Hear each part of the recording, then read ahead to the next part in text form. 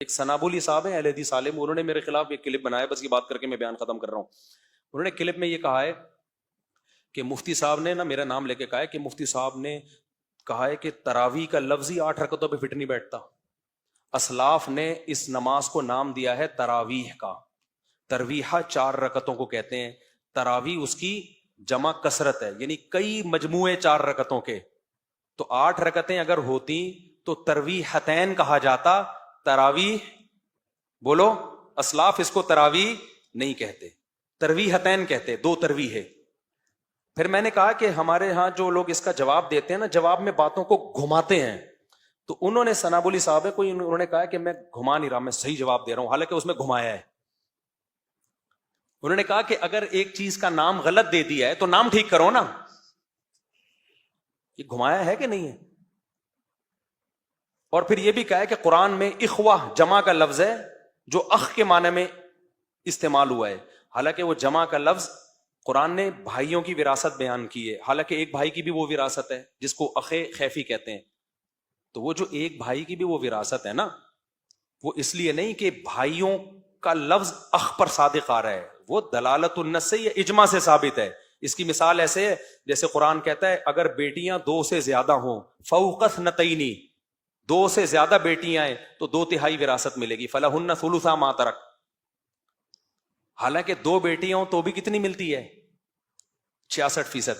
اب کوئی اٹھ کے کہے کہ اس سے پتہ چلتا ہے 2 سے زیادہ کا جو لفظ ہے نا وہ 2 بیٹیوں پہ بھی صادق آتا ہے، تو یہ غلط بات ہوگی۔ 2 سے زیادہ ہی کو کہتے ہیں، یہ کیسے ہو سکتا ہے؟ قرآن کہہ رہا ہے 2 سے زیادہ کو 66% ملے گا، تو 2 سے زیادہ تو 2 سے زیادہ، باقی 2 کو کیوں؟ وہ دلالت النص یا اجماع کی وجہ سے، اس کی الگ دلیل ہے۔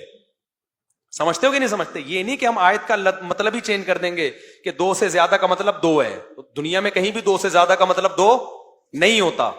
تو یہاں بھی قرآن جو سورہ وہ جو آیتیں ہیں نا وراثت کی، اس میں کہہ رہے بھائیوں کو اتنا ملے گا، حالانکہ ایک بھائی کو بھی اتنا ملتا ہے، اس کا مطلب یہ نہیں ہوتا بھائیوں سے کا اطلاق بھائی پر بھی ہوتا ہے، بھائیوں کا اطلاق بھائیوں پر بھی ہوتا ہے، جو پلورل ہے پلورل ہی رہے گا۔ انہوں نے یہاں سے یہ ثابت کیا ہے کہ اس سے پتہ چلا تراویح جمع کا لفظ ہے، لیکن جمع سے کم پہ بھی دلالت کرے گا۔ وہ بھائی جمع سے کم پہ تراویح کا لفظ دلالت نہیں کرتا۔ اور یہ جو سنابولی صاحب نے دلیل دی ہے نا، میں تمیز سے انشاءاللہ کلپ ریکارڈ کرواؤں گا، ابھی تو اس لیے کہ لوگ نمازیں چھوڑ رہے ہیں، تراویح جو رمضان کی شان تھی، کثرت رکوع، کثرت سجود، کثرت تلاوت، تو اس میں تلاوت تو باقی رکھی، رکوع اور سجدے مارکیٹ سے کیا کر دیے؟ شارٹ، تو وہی کر دیے جو عام دنوں میں ہوتے ہیں، تو پھر رمضان کی کوئی خاصیت بچے گی نہیں۔ تو رمضان میں رکوع سجدے بھی رات کو بڑھانے پڑیں گے آپ کو۔ تو اب کیا ہے کہ یہ جو لفظ ہے نا، محترم نے جو کہا ہے کہ بھئی یہ جو تراویح کا لفظ جب غلط دیا ہے، حدیث سے 8 ثابت ہیں، تو اسلاف نے لفظ ہی غلط دیا، تو لفظ ٹھیک کرو، نہ کہ تعداد کو بڑھاؤ۔ اس کا جواب سمجھیں، دیکھو بعض دفعہ لفظ پہلے دے دیا جاتا ہے، نام اور چیز بعد میں وجود میں آتی ہے۔ مثال کے طور پر آپ کا بچہ پیدا ہوا، آپ کو ابھی اس کی خصوصیات معلوم نہیں ہے کہ یہ بزدل بنے گا یا بہادر بنے گا، پتہ ہی نہیں بہادر ہے یا بزدل، آپ نے اس کا نام رکھ دیا بہادر خان۔ بڑا ہوا تو چھپکلی سے وہ ڈرتا ہے، چوہے سے وہ ڈرتا ہے، اب ہم بار بار کہہ رہے ہیں بہادر خان بہادر خان، نام دیکھو اس کا بہادر خان ہے لہذا یہ بہادر ہے، نام سے پتہ چلتا ہے بہادر۔ تو یہاں یہ سنابولی صاحب کی دلیل صحیح چلے گی، بھائی نام غلط رکھ دیا ہے تو بندے کی صفت چینج نہیں ہوگی، نام کیا کرو، اس کا نام غلط رکھ دیا ہے، اس کا یہ نام چینج کر دو، اس کو صلاۃ اللیل کہہ دو، کچھ بھی کہہ دو، نام غلط رکھا ہے، یہ بہادر خان کو بجائے بزدل خان رکھ دو اس کا نام، یہاں یہ بات صحیح ہوگی۔ لیکن جہاں صفات دیکھ کے نام رکھا ہے، ایک بچہ پیدا ہوا، اس کا انتظار کیا کہ دیکھیں ہم اس کو کیا اس میں کوالٹیز پیدا ہوتی ہیں، دیکھا بھائی یہ تو ارطغرل خان بنا ہوا ہے، وہ ڈرامے دیکھ دیکھ کے نا تلواریں اور زبردست پھڈوں، محلے والوں سے پھڈا، ادھر سے پھڈا، گھنٹی بجا کے بھاگ ہی نہیں رہا، ورنہ تو بچے بھاگ جاتے ہیں۔ اب جب اس کا نام بہادر خان رکھا ہے نا، پھر یہ دلیل نہیں ہوگی کہ نام غلط رکھا ہے تو نام چینج کرو، پھر یہ بھائی یہ نام جلد بازی میں نہیں رکھا، یہ اس بچے کی صفات کو محلے کے اچھے لوگوں نے دیکھ کے نام رکھا ہے، لہذا یہ نام اس کی دلیل ہے کہ یہ واقعی کیا ہے، بہادر ہے۔ تو ایسا نہیں ہے کہ تراویح کا نام اسلاف نے پہلے رکھ دیا، رکعتیں بعد میں پتہ چلی ان کو کہ یہ تو 8 ہیں، ہمیں تو پتہ ہی نہیں تھا، اب ہم اس کا نام چینج کریں۔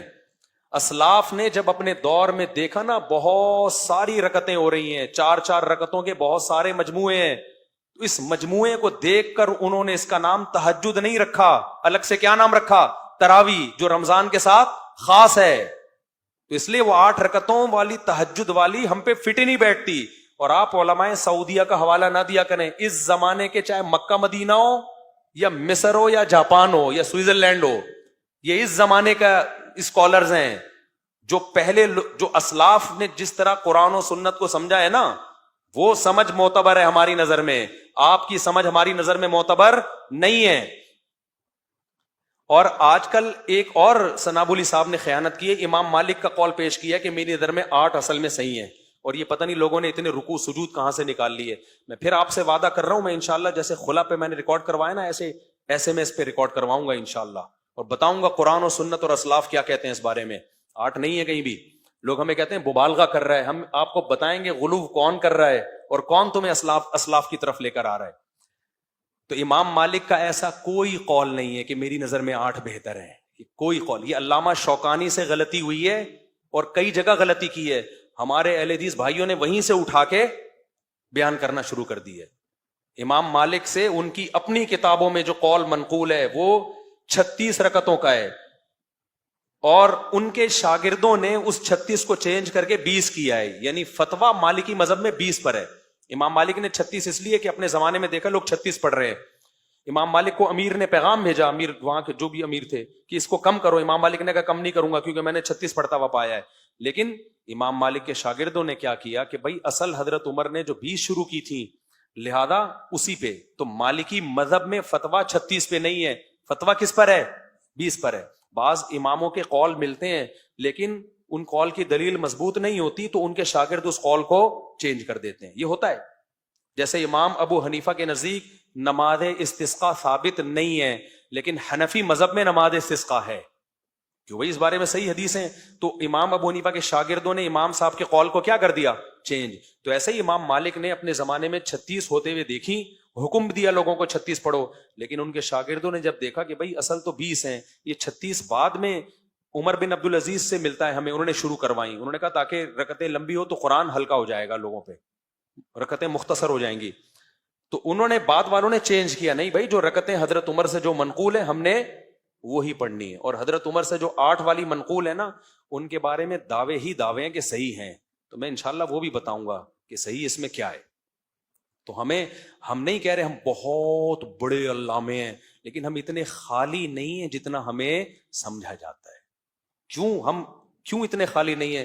اس لیے کہ ہم اسلاف کی دعوت دے رہے ہیں، اور ظاہر ہے ان کے دلائل آج کے اسکالرز کی نسبت بہت زیادہ مضبوط ہیں.